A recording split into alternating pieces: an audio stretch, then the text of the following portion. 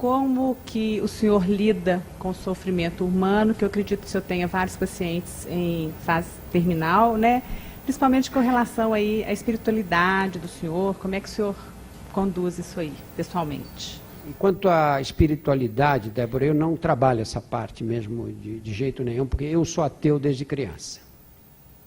E brigo sempre pelo direito de ser ateu. Porque eu tenho respeito por todas as pessoas religiosas que têm essa espiritualidade ligada a Deus, etc. Eu respeito todas, de qualquer religião. Pode ser crente, pode ser católico, espírita, eu tenho total respeito, respeito verdadeiro mesmo. Porque eu sei que eu pertenço a talvez menos de 1% da população mundial. Agora, esse respeito que eu dedico aos outros, eu quero que dediquem a mim também. Eu também tenho o direito de dizer, olha, a crença religiosa não me atrai, eu não consigo acreditar.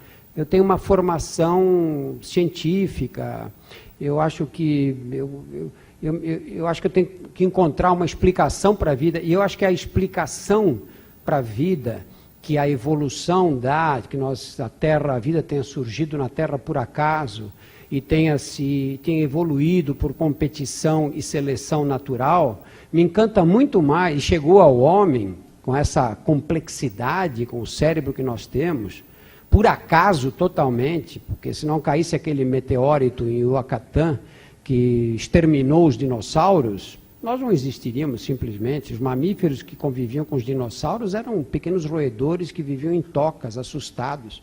Não dá para um bicho do nosso tamanho sobreviver com dinossauros na vizinhança. Os dinossauros foram embora, azar deles, sorte nossa que pudemos aparecer. Eu acho tão mais maravilhosa essa concepção da vida como absolutamente natural, do que a concepção da vida com um ser superior, com uma varinha mágica, que diz, agora aparece o homem, agora aparece a mulher, Mas eu acho que outros pensam o oposto de mim, encontram mais beleza do outro lado. Eu tenho total respeito. Eu acho que nós, ateus, começamos a sair dos armários hoje. Hoje temos coragem de dizer isso que eu estou dizendo. E os ateus, até hoje, as pessoas que não acreditavam, que não tinham essas crenças, eram tidas sempre como pessoas imorais, pessoas de mau caráter, pessoas fora do pensamento religioso, que era o único pensamento que enleva o homem. Não é verdade. O homem pode sim levar com pensamentos que não tem nada de religioso. Drauzio, eu queria tocar num assunto mais polêmico da atualidade, né? Que é a questão da condenação da excomunhão e do aborto daquela criança de 9 anos. E, apesar de já saber sua posição, eu queria que você manifestasse. Muito obrigado, viu, Afonso? Olha, eu fiquei muito revoltado com essa história. Assim que saiu essa história, eu estava fora do Brasil, fiquei 4 ou 5 dias fora, quando eu saí estava estourando esse caso aí. Tinha estourado na véspera, acho. E eu li aquilo e falei, não é possível uma coisa dessa. Eu tenho uma coluna na Folha de São Paulo, na Folha Ilustrada, há muitos anos. É uma coluna quinzenal. Eu acho o seguinte, primeiro eu queria me parabenizar com os médicos que fizeram esse aborto. Por quê? Porque qual é a função da nossa profissão? Para que existe a medicina? A medicina existe para aliviar o sofrimento humano. Essa é a função da profissão. A profissão do Afonso existe para quê? Existe para promover a cultura para a população. A profissão do advogado, para defender a lei. Cada profissão tem a sua finalidade. A nossa é para aliviar o sofrimento humano. Eu acho que o que esses rapazes e moças fizeram foi exatamente isso. Tentaram uma medida para aliviar o sofrimento humano dentro da lei brasileira. Nós temos um país que tem uma lei. A lei diz que, nesses casos, o abortamento está justificado. Eles aplicaram a lei, fizeram. O que aconteceu com eles? Foram excomungados pelo arcebispo de Olinda e Recife.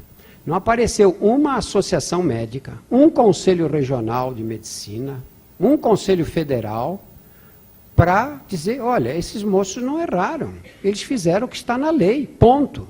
Não apareceu ninguém. Não apareceu um político que fizesse qualquer comentário a respeito do sucedido. Falou o presidente da República, falou o ministro da Saúde, que são 2 pessoas mais ou menos independentes nessa área. Mesmo assim, com comentários cautelosos. Eu acho que a igreja fez o que sempre faz. A igreja é muito coerente. Os católicos é que são incoerentes. O que fez a igreja? Fez o que está na lei, no Código Penal do direito canônico.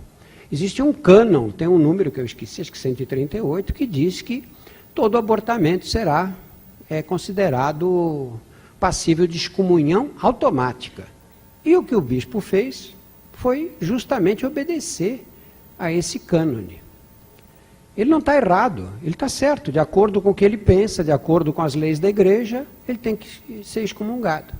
Aí as pessoas dizem, não, mas e o estuprador? Condena excomunga a mãe da menina e não excomunga o estuprador? A igreja não excomunga estupradores. Nós temos aí casos de abusos sexuais contra crianças cometidos por padres pelo país inteiro. Todos nós que estudamos em colégios religiosos somos testemunhas de que isso foi rotineiro. Hoje não sei como é, porque eu ando afastado. Mas isso foi rotineiro nos colégios católicos o tempo todo. Os católicos nunca tomaram uma atitude em relação. O que fez o Vaticano, além de transferir esses religiosos para outras paróquias? Nada mais. A política do Vaticano é claríssima. A Igreja Católica não condena estupradores. Nunca condenou. Por que vai condenar esse agora, exclusivamente? Sabe, eu não tenho absolutamente nada contra a igreja. Eu tenho só uma coisa contra. A Igreja Católica é absolutamente autoritária. E essa autoridade, ela exerce de que maneira? Não é pelos benefícios espirituais que ela traga aos seus rebanhos. Não é por isso que ela é autoritária. Ela é autoritária porque ela domina os políticos. Político nenhum tem coragem de desobedecer a igreja. Político nenhum, de nenhuma cidade pequena, grande, média, de qualquer canto do país, quer ficar mal com o padre ou com o bispo da região, porque ele tem medo de não se eleger.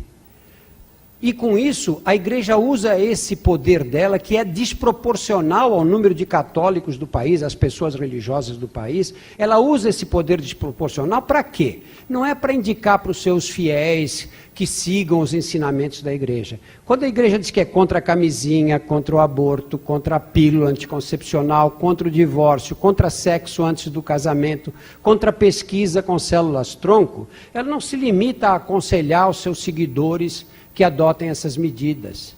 Ela quer impor essas medidas para todos nós que podemos não concordar com elas. Que direito têm esses senhores de querer impor as medidas que eles acham corretas e que eles defendem dizendo que é a palavra de Deus, que eu gostaria de saber onde se acha escrita essa palavra, para a gente poder ler, para ter uma ideia. Como é que foi escrita à mão? É um fax? Foi um e-mail? Como é que eles tiveram acesso à palavra de Deus para dizer que em nome dessa palavra toda a sociedade tem que obedecê-los? Nós vivemos numa sociedade que é leiga e a sociedade tem direito de pensar coisas diferentes, cada um tem direito de escolher a religião que quer, ou tem direito até de não escolher nenhuma religião. Eles não têm direito de impor a vontade. Eu não vejo nada de estranho nesse acontecimento aí.